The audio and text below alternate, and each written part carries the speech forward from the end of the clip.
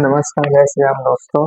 अभी वर्तमान बहुत सारे एग्ज़ाम्स आने वाले हैं जैसे कि सीटेट, प्री बीएड और शिक्षक भर्ती। तो इन सभी एग्ज़ाम से रिलेटेड आपने बहुत सारे डाउट्स मुझसे पूछे थे। तो इन सभी के डाउट्स प्रश्नों के उत्तर मैं इस वीडियो के माध्यम से देने की कोशिश करूँगा।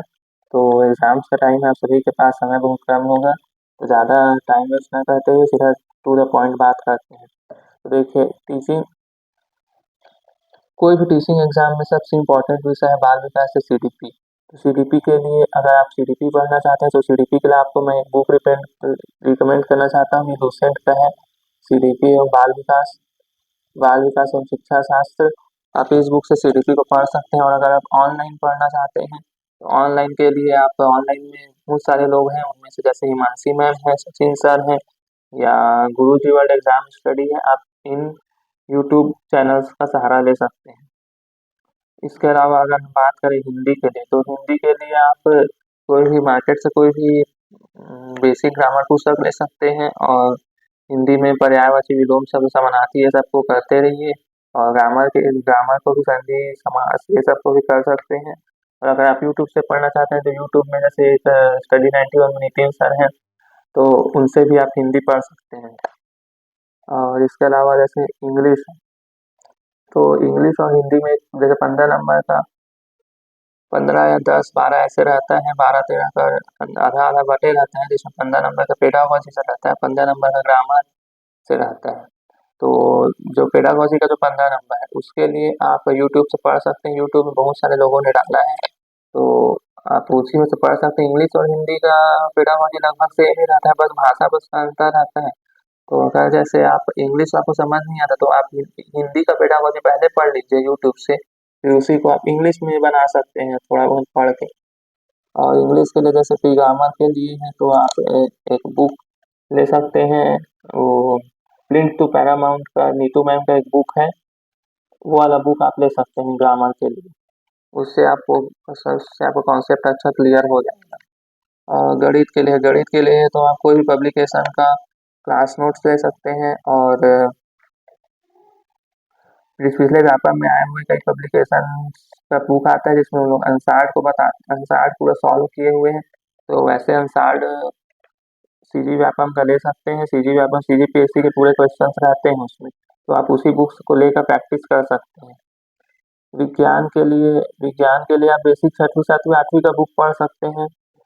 और सामाजिक विज्ञान के लिए देखें, सामाजिक विज्ञान या जीके का तो कोई लिमिट है नहीं, तो आप चाहे कितनों भी पढ़ लें तो उसमें आपके बनने की संभावनाएं, मान लो जो बहुत पढ़ के जा रहा है तो मान लो 18 से 16 18 नंबर का भी बनाना मुश्किल हो जाता है। सामाजिक विज्ञान और पेपर के लेवल ऊपर डिपेंड करता है। जैसे कि पिछले बार जो शिक्षक भर्ती पूछा हुआ था वो तो बहुत आसान था, तो सब कोई बना लिए थे। और सामाजिक विज्ञान को देखा जाए तो उसमें बहुत सारा विषय आ जाता है, इतिहास, भूगोल, नागरिक शास्त्र, ऐसे बहुत सारे विषय का कॉम्बिनेशन हो जाता है।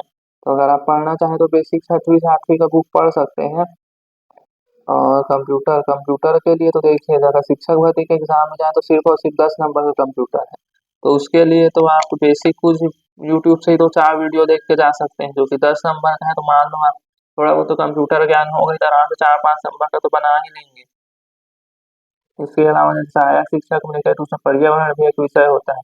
तो पर्यावरण के लिए अगर आप पढ़ना चाहें तो जैसे अरिहंत का या कोई भी और पब्लिकेशन का बुक आता है पूरा कॉम्बो वाला, जिसमें सब सब्जेक्ट रहता है, उसमें से आप पर्यावरण को पढ़ सकते हैं। या कुछ यूट्यूब चैनल भी हैं जिन लोग डाले हुए पर्यावरण का वीडियो, तो आप उनसे भी देख के पढ़ सकते हैं।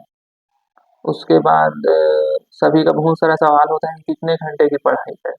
तो देखिए, घंटे मैटर नहीं करते। आपको अब एग्जाम का टाइम आपको दिन भर पढ़ना ही है, तो आप घंटा देख के मत पढ़िए कि मैं 5 घंटा पढ़ूंगा कि 4 घंटा पढ़ूंगा। एग्जाम का टाइम है तो आपको जब भी टाइम मिला आप पढ़िए ही पढ़िए, घंटा मैटर नहीं करता है। और पब्लिकेशंस के ऊपर मैं जैसे ये कहना चाहूँगा कि जैसे कि अरिहंत का बुक आता है और कई पब्लिकेशंस के अजय माला का आता है, तो कई पब्लिकेशंस के बुक निकालते हैं। तो अगर आप सिर्फ और सिर्फ इन्हीं बुक को पढ़ के चल देंगे और कहेंगे कि इसी में पुस्तक से पूरा आ जाएगा, तो क्या ये 10वीं 12वीं नहीं है कि एक आप एक ठो गाइड से पढ़ के चल दिए एग्जाम में बना के आ जाए। इसमें अब डिफरेंट सिलेबस है, सबका डिफरेंट है, तो डिफरेंट डिफरेंट बुक से पढ़ना पड़ेगा। लेकिन जैसे अगर आपके पास बिल्कुल भी टाइम नहीं है, आपके पास मान लो 10 से 15 दिन टाइम है, तो उस सिचुएशन में आप इन पब्लिकेशंस के बुक से पढ़ते हैं तब तो ठीक है। लेकिन आपके पास अभी 2 से 3 महीने टाइम है और आप इन पब्लिकेशंस को से बुक को पढ़ के अपना शॉर्टकट समझ के इसी से पढ़ के चल देंगे तो सफलता का कोई शॉर्टकट नहीं होता। तो अगर आप इन पब्लिकेशन से बुक पढ़ के चल देंगे, एग्जाम में कुछ क्वेश्चन इनसे फंसते नहीं है और इनका लेवल बहुत कम होता है। और आजकल देखिएगा एग्जाम का लेवल बहुत सारा हाई होते जा रहा है।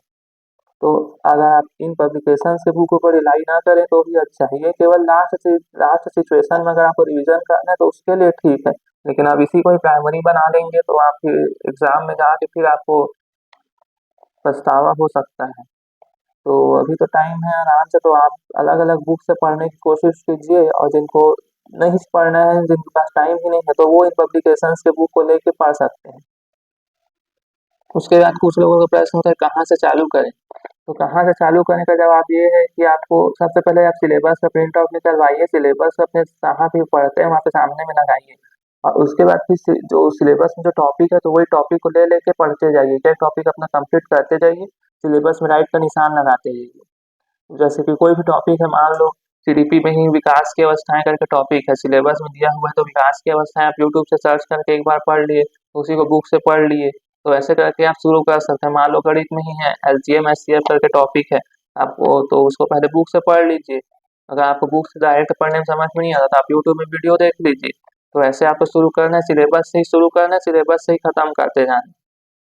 और बुक से स्पेशल अगर मैं सजेस्ट करना चाहूँ तो बुक्स के तो बारे में तो मैंने बता दिया है। जैसे सीडीपी के लिए आप लूसेंट का बुक ले सकते हैं, हिंदी इंग्लिश के लिए कोई भी ग्रामर पुस्तक ले सकते हैं, इंग्लिश के लिए तो बताया हूँ जैसे प्रिंट टू पैरामाउंट का आता है नीतू मैम का एसएससी वाला, उससे पढ़ सकते हैं, मैंने उसी से पढ़ा था।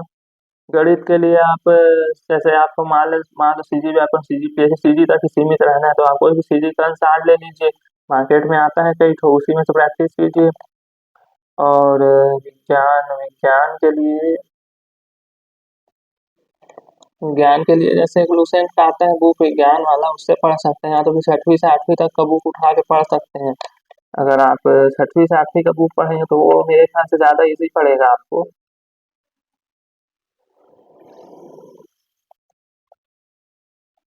और इसके अलावा जैसे कि एग्ज़ाम का टाइम है तो आप लोग लगातार पढ़ाई करते रहिए, घंटा को मत देखिए क्योंकि सफलता का कोई शॉर्टकट नहीं होता। तो मेरी शुभकामनाएँ आप लोगों के साथ हैं। उम्मीद है कि आप सभी एग्जाम में सफलता हासिल करें, सभी का सीटेट सीजीटेट क्लियर हो जाए इस बार और सभी शिक्षक भर्ती एग्जाम में अपीयर हों। जो pre B Ed pre D Ed दे रहे हैं वो लोग भी अच्छे से अच्छा रैंक लाने की कोशिश करिए क्योंकि कंपटीशन बढ़ते जा रहा है। अगर आपको अपनी पसंदीदा कॉलेज चाहिए तो आपको नंबर हाई फाई लाना पड़ेगा। और अगर आपको कोई डाउट रह जाता है तो आप नीचे कमेंट सेक्शन में लिख कर पूछ सकते हैं, मैं उन सभी के डाउट्स के समाधान उत्तर देने की कोशिश करूंगा। तब तक के लिए धन्यवाद।